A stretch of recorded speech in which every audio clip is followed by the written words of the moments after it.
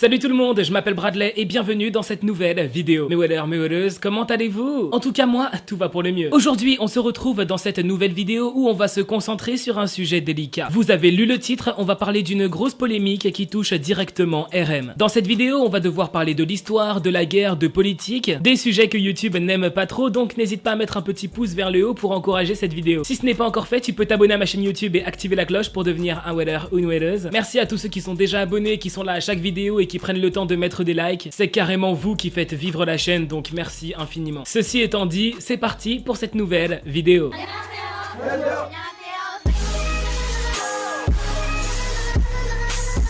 Ça va faire une semaine que BTS et son agence ont de gros problèmes avec la Chine suite à un scandale qui touche directement RM. Tous les médias en parlent, que ce soit les médias américains comme les médias coréens. Il y a même la BBC News, qui est un média très influent aux États-Unis, qui a fait un article pour en parler. Aujourd'hui, je vais tout vous expliquer dans les moindres détails. On est vraiment sur un gros scandale qui va affecter BTS et son agence, donc c'est très important que vous puissiez tout bien comprendre. Tout a commencé quand BTS a reçu l'un des prix les plus honorifiques qu'il puisse exister en Corée du Sud. Ce prix, c'est le James Hay Van Fleet Awards. Ce prix est décerné tous les ans aux personnalités coréennes qui font la meilleure promotion des relations entre les États-Unis et la Corée du Sud. À ceux qui montrent que les États-Unis et la Corée du Sud, ils sont potes quoi. BTS sont coréens et ils ont fait beaucoup d'apparitions sur les plateaux de télé américains, ils ont donné pas mal de concerts aux États-Unis. Donc effectivement, BTS est la meilleure représentation de l'amitié qu'il y a entre les États-Unis et la Corée du Sud. Le Van Fleet Awards, c'est plus qu'un grand prix, c'est une réelle distinction honorifique. Au-delà de recevoir un trophée, les membres de BTS ont aussi reçu un insigne qu'on peut voir accroché à leur veste. À l'occasion de la réception du Van Fleet Awards, les membres de BTS ont été invités à prononcer un discours. Ils ont absolument tous parlé, mais les mots qu'a prononcé RM en ont choqué plus d'un. Et c'est justement là que le scandale a démarré. Il y a 70 ans, en 1950, il y a eu une guerre, la Corée du Sud contre la Corée du Nord. Pendant cette guerre, la Corée du Sud était aidée par les États-Unis et la Corée du Nord était aidée par la Chine. Dans son discours, RM a mentionné la douleur qu'ont dû endurer les États-Unis et la Corée du Sud puisque dans cette guerre il y a eu beaucoup de victimes coréennes et américaines. Mais dans son discours, RM n'a absolument pas parlé de la Chine, ce qui a énervé plus d'un Chinois. Beaucoup de fans chinois de BTS ont fait remarquer à RM que pendant cette guerre il y a eu plus de 200 000 Chinois qui sont morts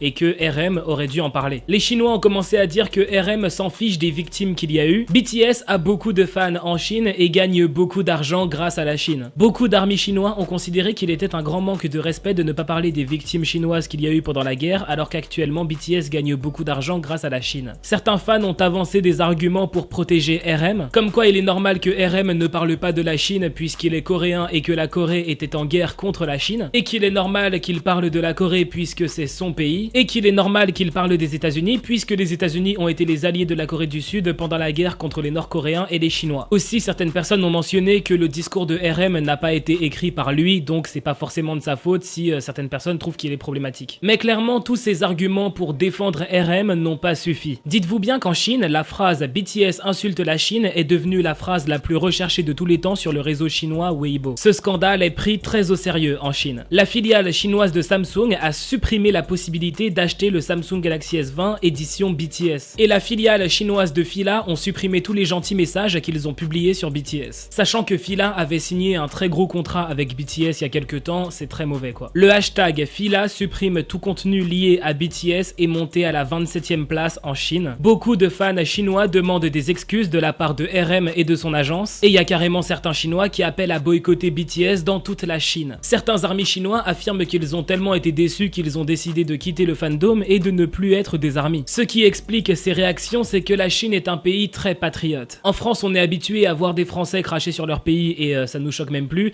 En Chine, c'est pas pareil. Ce scandale est remonté jusqu'au directeur adjoint des affaires étrangères chinoises. Il a décidé de répondre à la polémique. Il a donné un message de paix et expliqué qu'il faut regarder vers l'avenir. Ces paroles n'ont clairement pas plu aux Chinois qui auraient préféré que RM soit jugé pour ce qu'il a dit, ou plutôt pour ce qu'il n'a pas dit. Côté Corée du Sud, c'est le commissaire de l'administration de la main-d'œuvre militaire coréenne qui a répondu. Il a clairement défendu BTS en disant que les Chinois devraient avoir honte de leurs agissements. Pour BTS et son agence, il y a un autre très gros problème qui leur est tombé dessus suite au scandale de RM. Actuellement, il faut savoir que chaque membre de BTS a un fan club très influent en Chine. Ces fan clubs s'appellent les bars Baide et chaque membre de BTS a un fan club Baide. Genre il y a le Baide bar Jungkook, le Baide bar Jimin et il y en a un pour chaque membre de BTS. Ces fan clubs ont l'habitude de se cotiser et de dépenser énormément d'argent pour BTS. Et ces fan clubs ont beaucoup d'influence sur les ventes d'albums de BTS. Le 28 septembre, le nouvel album de BTS qui s'appelle B est devenu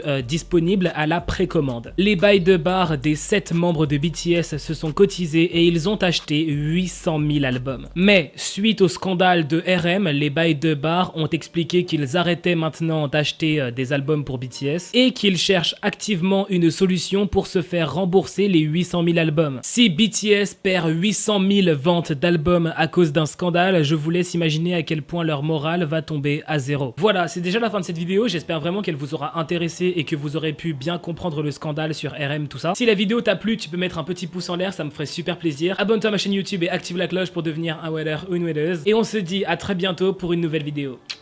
Bye, trop de love entre nous.